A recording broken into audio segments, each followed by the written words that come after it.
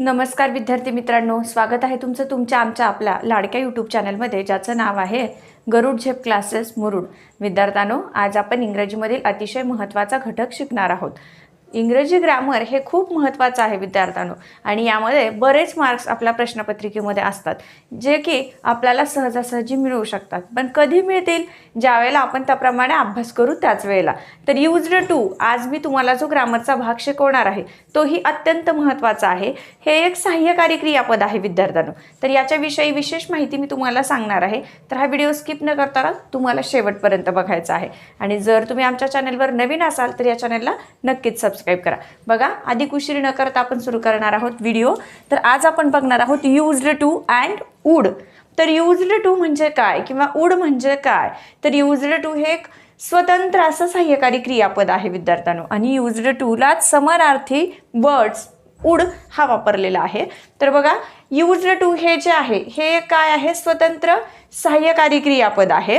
विद्यार्थ्यांनो, एखादी भूतकाळातील गोष्ट जी की आपण करत होतो पण आता त्याच्यापासून आपण लांब आहोत, हे ज्या वेळेला आपल्याला एखाद्याला सांगायचं असतं त्यावेळेला आपण यूज्ड टूचा वापर करतो. बघा विद्यार्थ्यांनो, यूज्ड टू हे काय आहे? यूज्ड टू हे विशिष्ट सहाय्यकारी क्रियापद आहे. सहाय्यकारी क्रियापद आहे. भूतकाळातील एखादी गोष्ट, भूतकाळातील एखादी गोष्ट जी की आपण वारंवार करत होतो पण आता आपण त्या गोष्टीमध्ये नाही आहोत हे सांगायचं असतं, त्यावेळेला आपण यूज्ड टूचा वापर करत असतो.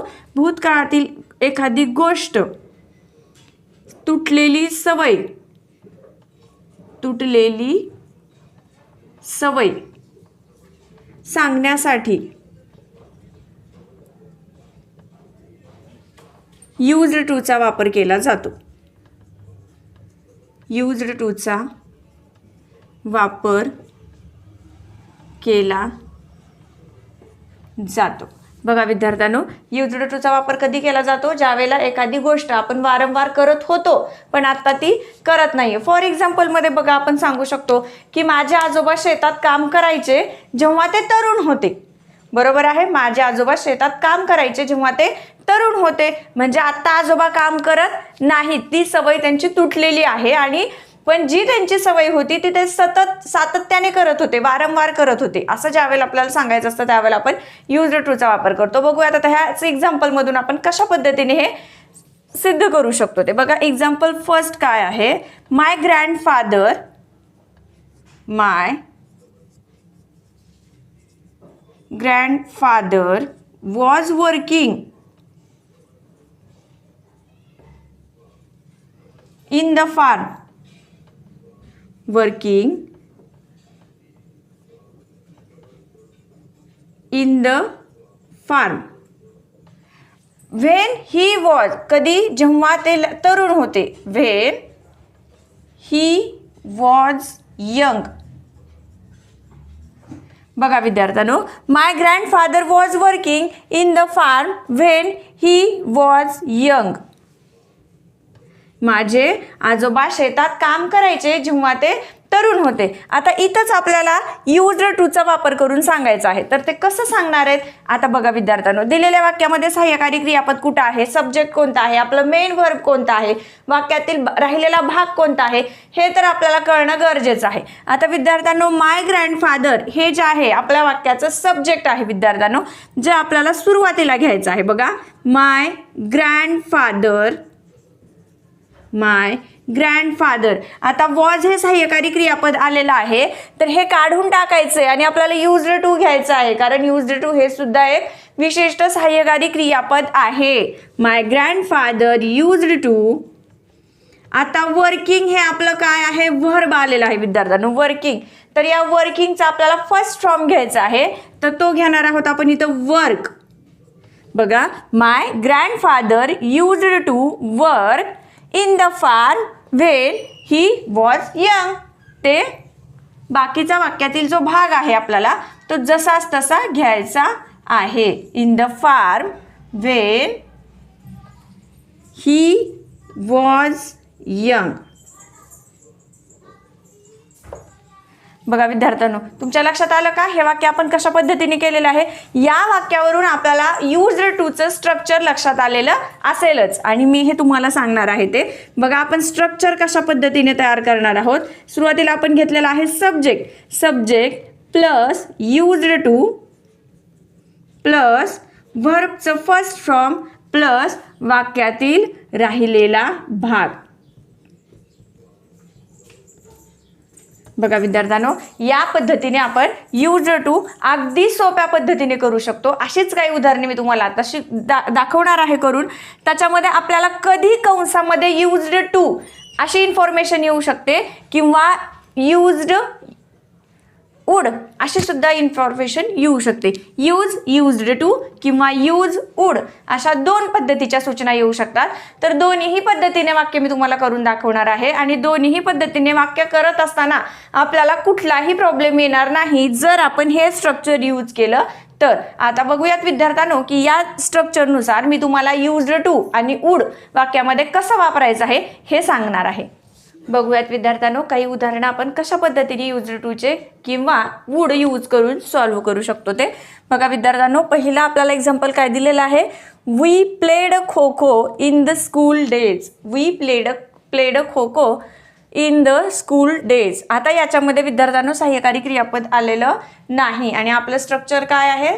सब्जेक्ट नंतर आपल्याला युज्ड टू वापरायचा आहे आणि आपल्याला सूचना आलेली आहे युज्ड टू म्हणजे युज्ड टूचा वापर आपल्याला इथं करायचा आहे. आता बऱ्याच वाक्यामध्ये विद्यार्थ्यांना तुम्हाला वुड दिलेलं असतं आणि युज्ड टू यूज करायला सांगितलेलं असतं किंवा युज्ड टू दिलेलं असतं आणि वुड यूज करायला सांगितलेलं असतं. बघूयात आता याच्यामध्ये आपल्याला सहाय्यकारी क्रियापद दिलेलं नाही. मेन व्हर्बचं भूतकाळी रूप दिलेलं आहे आणि काय करायचं आहे आपल्याला युज्ड टू यूज करायचं आहे. तर आपल्या स्ट्रक्चरनुसार करूयात आपण. सब्जेक्ट घेऊयात सुरुवातीला. वी नंतर आपल्याला यूज करायचं आहे used to. We used to. त्याच्यानंतर आपल्याला मेन व्हर्बचं फर्स्ट फॉर्म घ्यायचं आहे. तर प्लेडचा आपल्याला घ्यायचं आहे इथं प्ले आणि वाक्यातील राहिलेला भाग नंतर आपल्याला जसाच तसा घ्यायचा आहे. विद्यार्थ्यांनो, युज्ड टू हा खूप सोपा चॅप्टर आहे की ज्याच्यामध्ये आपल्याला पैकीच्या पैकी गुण मिळू शकतात. नंतरचं वाक्य बघा. Every morning my mother got up before sunrise. आता ह्या वाक्यामध्ये सुद्धा आपल्याला सहाय्यकारी क्रियापद दिलेलं नाही. मग आता काय करायचं, काय सब्जेक्ट असेल किंवा कुठे असेल आपलं मेन व्हर्ब किंवा आता काय नेमकं करायचं हे लक्षात यायला पाहिजे. तर गोट अप जे आहे हे काय आहे, पास्ट पार्टिसिपल आलेला आहे म्हणून आपल्याला सुरुवातीला घ्यायचा आहे आपला सब्जेक्ट. सब्जेक्ट आहे every morning my mother. Every morning my mother आणि कंसात सूचना आहे आपल्याला युज्ड टू. तर आपल्याला नंतर घ्यायचं आहे युज्ड टू. त्याच्यानंतर आपल्याला फर्स्ट फॉर्म घ्यायचा आहे. गोट अप आहे तर आपल्याला इथं गेट अप असं फर्स्ट फॉर्म घ्यायचा आहे आणि वाक्यातील राहिलेला भाग आपल्याला जसाच्या तसा घ्यायचा आहे. Before sunrise. बघा विद्यार्थ्यांनो, एवढं सोपं वाक्य आहे युज्ड टूचं की आपण एक वेळा जर हा व्हिडिओ बघितला तर तुम्ही युज्ड टू कधीही चुकणार नाहीत. My sister and I would sit on the balcony. बघा याच्यामध्ये आपल्याला वुड दिलेलं आहे आणि युज्ड टू यूज करण्यासाठी सांगितलेलं आहे आणि सेंटेन्स काय दिले, my sister and I would sit on the balcony. तर वाक्यातील सब्जेक्ट घ्या माय सिस्टर अँड आय कॅपिटलच असणार आहे विद्यार्थ्यांनो. युज्ड टू फक्त वुड काढायचं आहे आणि आपल्याला इथं युज्ड टू वापरायचं आहे. Used to sit on. बाकीचं आपल्याला काहीच बघायचं नाही आहे कारण वर्बचं फर्स्ट फॉर्म पण आलेलं आहे त्याच्यामुळं बाकीचं वाक्य आहे तसं राहणार आहे. ठीक आहे. He used to wait his turn like everybody else. आता इथं वुड दिलेलं होतं, युज्ड टू यूज करायचं होतं. आता वाक्यामध्ये युज्ड टू दिलेलं आहे आणि आपल्याला वुड यूज करण्यासाठी सूचना आलेली असणार आहे.